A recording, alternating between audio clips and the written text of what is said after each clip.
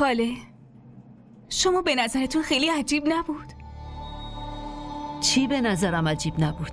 در چه موردی داری حرف میزنی؟ همین موضوع دوست نشدن بلال و این تارا خانم. شما باور میکنین؟ تو چی میخوای بگی زرین؟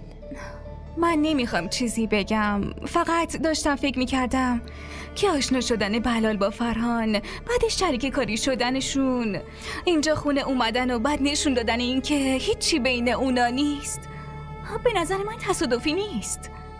اما دوست نیستن سر میز شام گفت که.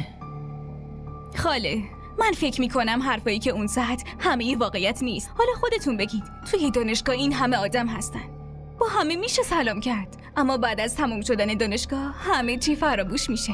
فقط اونی یادت میمونه که باهاش حرفایی بیشتر از یه سلام داشته باشی، یا هم یه سری عادتهایی که هنوز فراموش نکرده باشی. نه؟ واضح بگو، منظورت از این حرفا چیه؟ خاله، من حس میکنم که اومدن بلال به اینجا اتفاقی نیست. حتما بینشون یه دوستی عمیقیه.